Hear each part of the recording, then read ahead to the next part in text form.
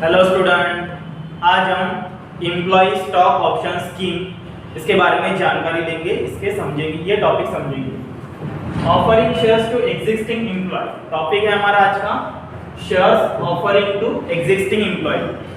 आपने इससे पहले shares offering to equity general public देगा, आईपीओ, उसके बाद फर्दर पब्लिक ऑफर देगा। अब कंपनी जब फंड राइज करती है तो उसके पास एक दूसरा ऑप्शन भी आ जाता है, एम्प्लॉय स्टॉक ऑप्शन स्कीम। इसके तहत कंपनी अपने परमानेंट एम्प्लॉयज को, डायरेक्टर्स को या ऑफिसर को शेयर ऑफर करती है तो उसे एम्प्लॉय स्टॉक ऑप्शन स्कीम बोलते हैं। जब हमारी कंपनी में अच्छे एम्प्लॉय आते हैं और वो हार्ड वर्क करके कंपनी को प्रॉफिटेबल बनाते हैं तो कंपनी का भी हक बनता है कि उन्हें कुछ कंपनी में एम्प्लॉय को इक्विटी शेयर्स क्या करे, अलाउड करे, rather than less price to the market. Market में जो प्राइस चल रही है उससे कम प्राइस पे उन्हें क्या किए जाते, शेयर ऑफर किए जाते हैं, ताकि वो भी कंपनी में प्राउड फील कर सके कि हमें भी कंपनी में कुछ ओनर्स का दर्जा मिल रहा है। यानी अब आप समझ चुके हैं कि एम्प्लॉय स्टॉक ऑप्शन स्कीम यानी क्या, जब कंपनी अपने एम्प्लॉयज को शेयर ऑफर करती है तो उसे बोलती है एम्प्लॉय स्टॉक ऑप्शन स्कीम। कैसे होती है चलो देखते हैं। ESOS फुल फॉर्म क्या होता है, एम्प्लॉय स्टॉक ऑप्शन स्कीम, यानी एम्प्लॉय को दिया जाने वाला स्टॉक, स्टॉक यानी क्या, शेयर्स, और ऑप्शन स्कीम के द्वारा दिए जाते हैं, यानी पर्टिकुलर एम्प्लॉयज को ही दिए जाते हैं, ऐसे किसी भी एम्प्लॉय को नहीं दिए जाते।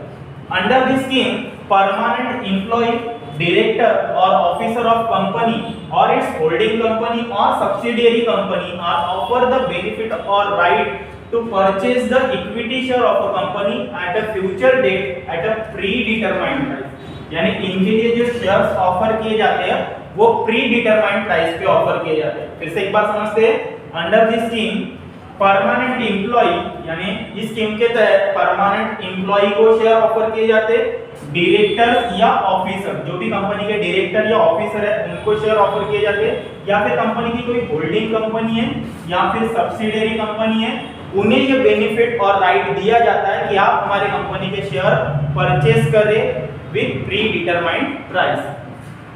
ESOS scheme encourage the employ, इसका एक बेनिफिट क्या होता है कि ये एम्प्लॉयज को क्या करते हैं, एनकरेज करते हैं, वाह वाह हमें कंपनी ने क्या कर दिया है, शेयर ऑफर कर दिए, यानी दे फील प्राउड, वो क्या फील करते हैं, प्राउड फील करते हैं as a owners of company which they are working, and company also benefit to retain the good employ. और कंपनी के लिए भी अच्छी बात होती है कि वो अपने शेयर होल्डर को क्या कर दे, अपने वर्कर्स को क्या कर देती है, शेयर होल्डर बना देती है, जिससे वो कंपनी में रिटेन रहते हैं, उन्हें भी कंपनी के बदल टच वो फील निर्माण हो जाता है कि नहीं अब ये कंपनी हमारे लिए अच्छी है, हमारे वेलफेयर के बारे में सोचती है, हमें कंपनी में ओनर्स का दर्जा दिया गया है। तो जो मेहनताना हार्ड वर्किंग एम्प्लॉयज होते हैं उनके लिए एम्प्लॉय स्टॉक ऑप्शन स्कीम के तहत क्या दिए जाते हैं, शेयर्स ऑफर किए जाते हैं, और मार्केट रेट से लेसर प्राइस पे किए जाते हैं, वो प्राइस पहले ही डिसाइड होती है, प्री डिटरमाइंड प्राइस पे क्या किए जाते हैं, शेयर ऑफर किए जाते हैं, तो उसे बोलते हैं एम्प्लॉय स्टॉक ऑप्शन स्कीम। लेकिन जब पुराने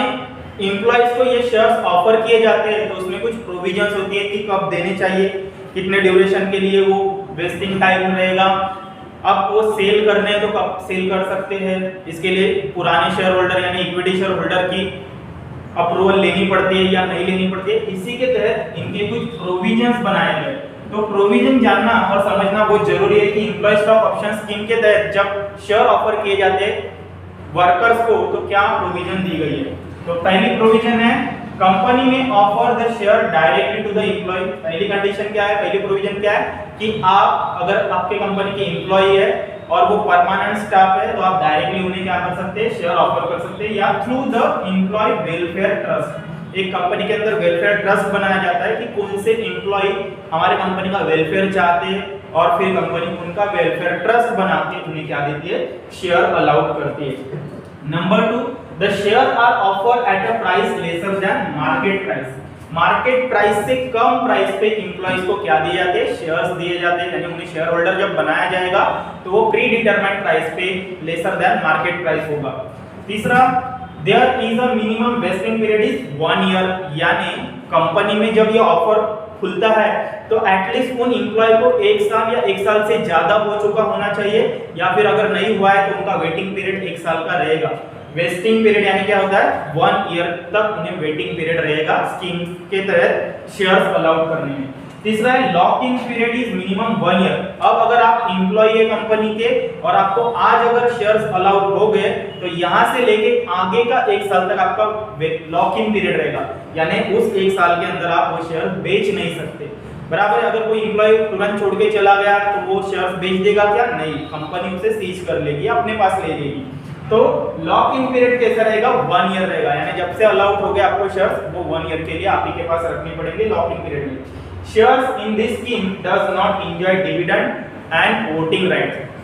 कंपनी में ऐसी भी प्रोविजन बनाई जाती है कि अब ये शेयर्स तो आपको दिए गए, इसकी मार्केट प्राइस तो भले ही बढ़ती रहेगी, लेकिन इसके ऊपर आपको डिविडेंड या वोटिंग राइट्स नहीं रहेगी। वोटिंग राइट्स और डिविडेंड जो मिलता है वो किसे मिलता है? जनरल पब्लिक जब कंपनी में क्या करती है, अपनी इन्वेस्टमेंट करती है at the time of IPO या फिर फर्दर पब्लिक ऑफर में, और वो हमारे एम्प्लॉय नहीं होते, तो फिर हमारे वो कौन होते हैं? Share holder. यानी डिविडेंड और वोटिंग राइट्स का पावर किसको है? इक्विटी शेयर होल्डर को। ये हमारे कौन होते हैं? एम्प्लॉय। तो एम्प्लॉय को भले ही शेयर्स दिए जाते हैं इक्विटी शेयर्स, बट उन्हें डिविडेंड या वोटिंग राइट्स नहीं होते। ये पॉइंट इंपॉर्टेंट है। उसके बाद approval of share holder through the special resolution. अब कंपनी किसकी है? शेयर होल्डर की है। पूरा कंट्रोल, रिस्क मैनेजमेंट कौन हैंडल करते हैं? Equity share holder. जो हमारे कंपनी के इन्वेस्टर होते हैं उन्हें हम शेयर होल्डर बोलते हैं। तो सबसे पहले उनकी एक जनरल मीटिंग ली जाएगी, वहां पे एक स्पेशल रिजोल्यूशन लिया जाएगा, उनको बताया जाएगा कि हमारे कंपनी के कुछ परमानेंट एम्प्लॉय है, डायरेक्टर है या फिर ऑफिसर है जो कंपनी में हार्ड वर्क कर रहे हैं, अब उन्हें क्या चाहिए?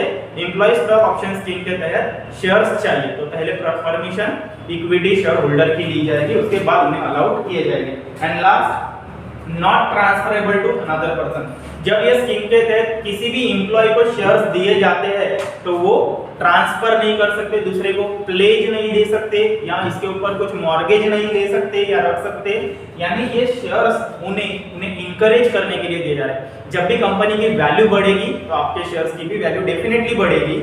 इसलिए कंपनी के जो परमानेंट स्टाफ होता है या फिर डायरेक्टर होते हैं या ऑफिसर होते हैं, उन्हें इंकरेज करने के लिए, प्राउड फील करने के लिए एम्प्लॉय स्टॉक ऑप्शन स्कीम के तहत इक्विटी शेयर्स अलाउड किए जाते हैं लेसर देन मार्केट प्राइस। इन्हें भी शेयर सर्टिफिकेट ही दिया जाता है, बट उस पे लिखा रहेगा कि ये एम्प्लॉय स्टॉक ऑप्शन स्कीम के तहत दिया गया है।